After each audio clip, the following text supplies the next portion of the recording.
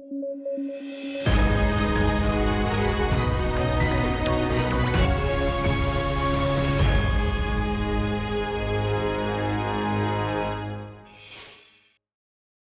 साल 15 जनवरी को भारतीय सेना दिवस के रूप में मनाया जाता है। इस दिन को भारतीय सैनिकों के बलिदान को याद करने के लिए मनाया जाता है। इसके साथ ही उस क्षण की याद में भी मनाया जाता है जब लेफ्टिनेंट जनरल KM करियप्पा ने आखिरी British commander in chief general Francis butcher से कमांडर इन चीफ का पद संभाला था।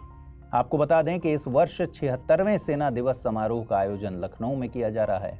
यह दूसरा मौका है जब राष्ट्रीय राजधानी के बाहर समारोह को आयोजित किया जा रहा है। सुप्रीम कोर्ट ने हाल ही में राजस्थान के चित्तौड़गढ़ किले के इतिहास और विरासत को ध्यान में रखते हुए विस्फोट गतिविधियों के खिलाफ इसकी सुरक्षा के लिए निर्देश जारी किए। आपको बता दें, राजस्थान में चित्तौड़गढ़ का किला भारत के सबसे बड़े किलों में से एक है। इसे 7वीं शताब्दी के करीब स्थानीय मोरी राजवंश के शासकों द्वारा निर्मित माना जाता है। अपने निर्माण के बाद से 16वीं शताब्दी तक यह सत्ता का महत्वपूर्ण केंद्र रहा।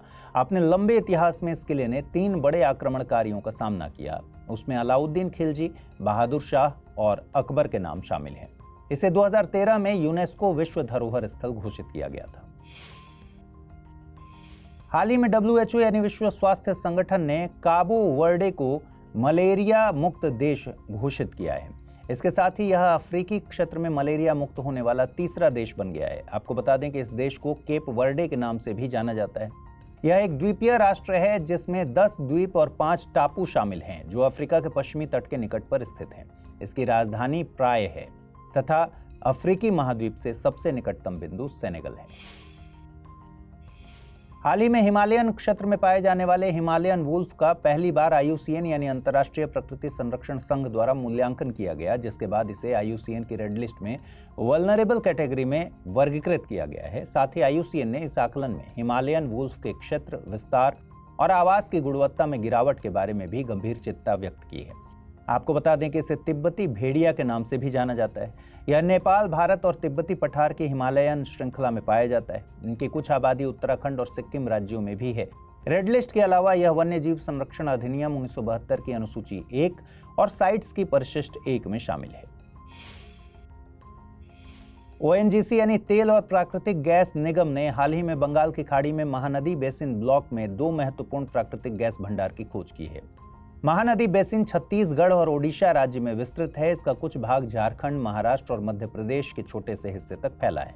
यह उत्तर में मध्य भारत की पहाड़ियों से, दक्षिण और पूर्व में पूर्वी घाट से और पश्चिम में मैकाल पर्वतमाला से घिरा है। भौगोलिक दृष्टि से इसे 4 क्षेत्रों में विभाजित किया जाता है, अर्थात उत्तरी पठार, पूर्वी घाट, तटीय मैदान और केंद्रीय तालिका भूमि। यदि महानदी की बात करें तो यह छत्तीसगढ़ के रायपुर जिले से निकलती है और बंगाल की खाड़ी में गिरने से पहले लगभग 851 किलोमीटर तक बहती है। हाल ही में महाराष्ट्र पेंच टाइगर रिजर्व को भारत के पहले और एशिया के 5वें डार्क स्काई पार्क होने का गौरव प्राप्त हुआ। डार्क स्काई प्रिजर्व एक ऐसा क्षेत्र होता है जो आमतौर पर एक पार्क या वेधशाला के आसपास होता है और कृत्रिम प्रकाश प्रदूषण को प्रतिबंधित करता है। इसका मकसद आमतौर पर खगोल विज्ञान को बढ़ावा देना होता है। वहीं यदि हम पेंच टाइगर रिजर्व की बात करें तो यह टाइगर रिजर्व मध्य भारत की सतपुड़ा पर्वतमाला के दक्षिणी ढलानों में बसा है।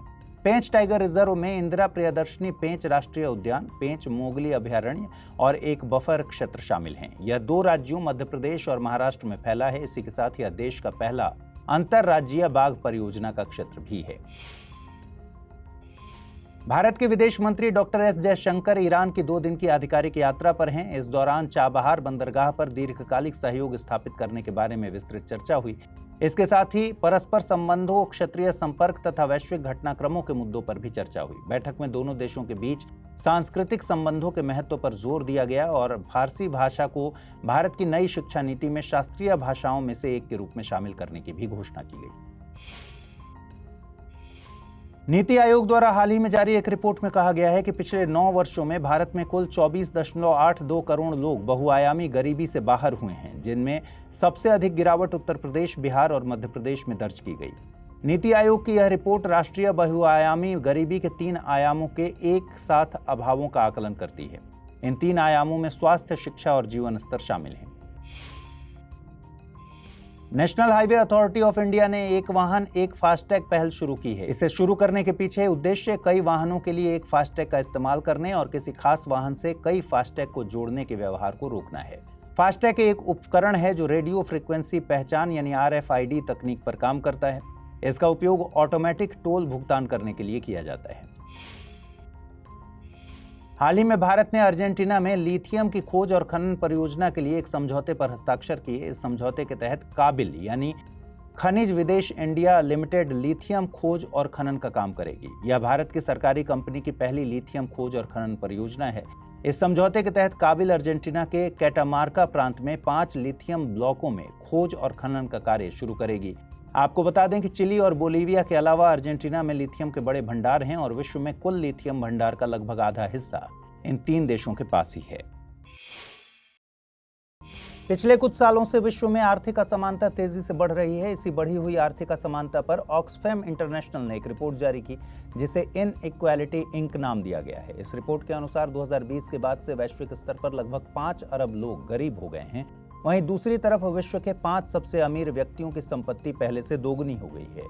इस बढ़ती आर्थिक असमानता के पीछे कॉरपोरेट शक्ति और एकाधिकार को माना जा रहा है, जो विश्व स्तर पर आर्थिक, लैंगिक और नस्लीय विभाजन को बढ़ावा दे रहे हैं। हाल ही में IFSC यानी अंतर्राष्ट्रीय वित्तीय सेवा केंद्र ने वैश्विक हाइड्रोजन मूल्य सूचकांक विकसित करने की घोषणा की है, जिसके लिए IFSC ने इंडियन गैस एक्सचेंज यानी IGX और Gujarat state petroleum corporation GSPC के साथ एक समझौता ज्ञापन पर हस्ताक्षर किए। इस समझौते के तहत IGX और GSPC सूचकांक बनाने के लिए एक तंत्र विकसित करेंगे और IFSC व्यापार करने के लिए वैश्विक संस्थानों को आकर्षित करेगा। आपको बता दें कि इस तंत्र को विकसित करने के पीछे उद्देश्य पारदर्शिता और निवेशकों के विश्वास को बढ़ाना और हरित हाइड्रोजन बाजार के वैश्विक विकास को सुविधाजनक बनाना है। चीन की स्टार्टअप कंपनी बीटा वोल्ट ने एक नई तरह की बैटरी बनाने का दावा किया है। इसे BV100 नाम दिया गया है, जो एक परमाणु ऊर्जा से चलने वाली बैटरी है। आपको जानकर आश्चर्य होगा कि यह बैटरी 50 वर्षों तक चल सकती है। दरअसल यह बैटरी परमाणु आइसोटोप और हीरे के सेमीकंडक्टर की पतली परतों से बनी है, जो कि आइसोटोप से निकलने वाली एनर्जी को इलेक्ट्रिसिटी में बदलने का काम करती है। केंद्रीय मंत्री डॉक्टर जितेंद्र सिंह ने हरियाणा के फरीदाबाद में 9वें भारतीय अंतर्राष्ट्रीय विज्ञान महोत्सव का उद्घाटन किया। यह महोत्सव 17 से 20 जनवरी तक आयोजित किया जाएगा। इसकी theme science and technology public outreach in Amritkaal रखी गई है। इसका उद्देश्य व्यापक स्तर पर लोगों को प्रेरित करना और विज्ञान से जोड़ना है। आपको बता दें कि विज्ञान महोत्सव का आयोजन 2015 से भारत के विभिन्न भौगोलिक क्षेत्रों में किया जा रहा है। पक्के पगा हॉर्नबिल फेस्टिवल के 9वें संस्करण का आयोजन 18 से 20 जनवरी के बीच अरुणाचल प्रदेश में किया जा रहा है। इस वर्ष की थीम दोमुतोह पगा हम दोमुतोह रखी गई है। यह त्योहार वन्यजीव संरक्षण पर केंद्रित है। इसे पहली बार 2015 में आयोजित किया गया था। अंत में आपको बता दें, अरुणाचल सरकार ने 2019 में पक्के पगा हॉर्नबिल फेस्टिवल को राज्य महोत्सव घोषित किया था, जो कि पक्के टाइगर रिजर्व में हॉर्नबिल पक्षी के संरक्षण में स्थानीय नीशी जनजाति की भूमिका के महत्व को भी उजागर करता है। सरकार ने भारतीय स्टाम्प अधिनियम 1899 को निरस्त करने का निर्णय लिया है। इसके लिए वित्त मंत्रालय के राजस्व विभाग ने आधुनिक स्टाम्प शुल्क व्यवस्था के साथ तालमेल बिठाने के लिए भारतीय स्टाम्प विधेयक 2023 का मसौदा तैयार किया। आपको बता दें कि भारतीय स्टाम्प अधिनियम 1899 एक संविधान पूर्व अधिनियम है, जिसे आधुनिक स्टाम्प शुल्क व्यवस्था को सक्षम बनाने के लिए समय समय पर संशोधित भी किया गया था। इस अधिनियम में निहित कई प्रावधान निरर्थक हो गए हैं। इसलिए भारत सरकार वर्तमान वास्तविकताओं और उद्देश्यों को प्रतिबिंबित करने के लिए एक नया कानून ला रही है। एशियाई बौद्ध सम्मेलन फॉर पीस की 12वीं महासभा का आयोजन नई दिल्ली में किया जा रहा है। भारत के उपराष्ट्रपति ने इस महासभा का उद्घाटन किया। 12वीं महासभा की theme the Buddhist voice of global south है। यह सभा शांति, सामाजिक और आर्थिक प्रगति, न्याय और मानवीय गरिमा को बढ़ावा देने के लिए एशियाई बौद्धों की गहन आकांक्षाओं का प्रतीक है। आपको बता दें कि इस सभा को मंगोलियाई बौद्धों के प्रमुख खम्बो लामा समागिन गोमोजो के अनुरोध पर 1970 में स्थापित किया गया था। इसका मुख्यालय मंगोलिया के उलान बाटार में स्थित है तथा यह 19 जनवरी को बोधगया में क्षेत्रीय समन्वय कार्यालय का उद्घाटन करेगी। हाल ही में सांख्यिकी और कार्यक्रम कार्यान्वयन मंत्रालय के राज्य मंत्री ने ई साक्षी मोबाइल एप्लीकेशन को लॉन्च किया। इसे संसद सदस्य स्थानीय क्षेत्र विकास योजना यानी MP-LED के तहत संशोधित निधि प्रवाह प्रक्रिया के लिए लॉन्च किया गया। यह एप्लीकेशन सुविधा और पहुंच प्रदान करेगी। इसके साथ ही सांसद अपने मोबाइल पर परियोजनाओं का प्रस्ताव देने, ट्रैक करने और निगरानी करने में सक्षम होंगे। यदि हम एमपी-लैड की बात करें तो इसे पहली बार 1993 में लाया गया था। यह योजना पूरी तरह से भारत सरकार द्वारा वित्त पोषित है, जिसके तहत धनराशि सीधे सहायता अनुदान के रूप में जारी की जाती है। वैज्ञानिकों ने हाल ही में पनामा नहर में लगभग 22 मिलियन वर्ष पुराना एक खोए हुए जंगल का पता लगाया है। आपको बता दें कि पनामा नहर एक मानव निर्मित जलमार्ग है। यह दुनिया के 2 सबसे रणनीतिक कृत्रिम जलमार्गों में से एक है और यह अटलांटिक और प्रशांत महासागर को जोड़ती है। नहर के निर्माण की शुरुआत फ्रांस ने की थी, लेकिन बाद में इसे पूरा संयुक्त राज्य अमेरिका द्वारा किया गया। आगे जाकर 1999 में नहर का नियंत्रण पनामा को हस्तांतरित कर दिया गया। जनजातीय आदिवासी न्याय महाअभियान के तहत लुप्त प्राय कोलम जनजाति को बुनियादी सुविधाएं प्रदान की जाएंगी। यह भारत के राज्यों जैसे छत्तीसगढ़, महाराष्ट्र, मध्य प्रदेश और तेलंगाना इत्यादि में निवास करती है। इन्हें कोलंबोली, कुलमे और कोलमी के नाम से भी जाना जाता है। यह कोलमी भाषा बोलते हैं जो द्रविड़ भाषा से संबंधित है। इस समुदाय के लोग अन्य भाषाएं भी बोलते हैं जैसे मराठी, तेलुगु या फिर गोंडी। रेनाई रीफ पिछले कुछ समय से चर्चा में था। इस चर्चा की मुख्य वजह दक्षिण चीन सागर में चीन और फिलीपींस के बीच तनाव था, जिसकी शुरुआत फिलीपींस जहाजों के रेनाई रीफ के निकटवर्ती जल में घुसपैठ से हुई थी। फिलहाल दोनों पक्ष समुद्र में अपने मतभेदों को प्रबंधित करने और मैत्रीपूर्ण बातचीत करने पर सहमत हुए हैं, विशेषकर रेनाई रीफ क्षेत्र पर। दरअसल रेनाई रीफ क्षेत्र को चीन नानशा द्वीप समूह का हिस्सा मानता है। आपको बता दें कि फिलीपींस इसे आयंगिन शोल कहता है और अमेरिका सेकंड थॉमस शोल कहता है। तमिलनाडु सरकार आलमपाडी, मेलवलाई और सेठावराई की पूरी पहाड़ियों को संरक्षित स्मारक घोषित करने की योजना बना रही है। ये सभी स्थल तमिलनाडु के विल्लुपुरम जिले में स्थित हैं।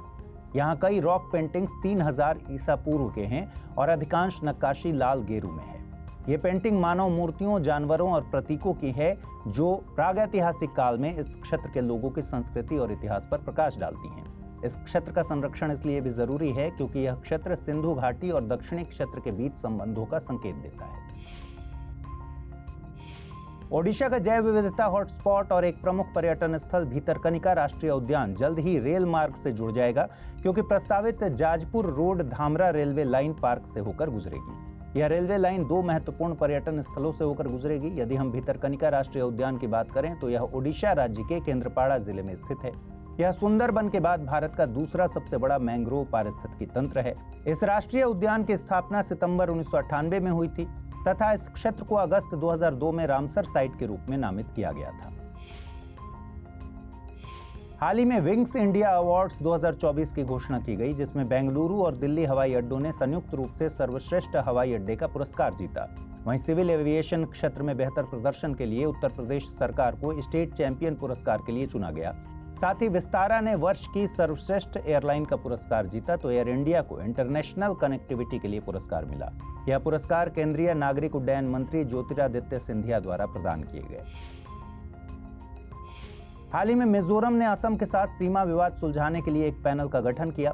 दरअसल मिजोरम असम के साथ 164.6 किलोमीटर की सीमा साझा करता है, जो दोनों राज्यों के बीच लंबे समय से विवाद का विषय बनी हुई है और इस सीमा विवाद की जड़ें 1875 और 1933 में 2 औपनिवेशिक सीमांकनों से जुड़ी हुई हैं। आपको बताते हैं कि मिजोरम भारत में असम, मणिपुर और त्रिपुरा के साथ सीमा साझा करता है तथा इसकी अंतर्राष्ट्रीय सीमा बांग्लादेश और म्यांमार से लगती है।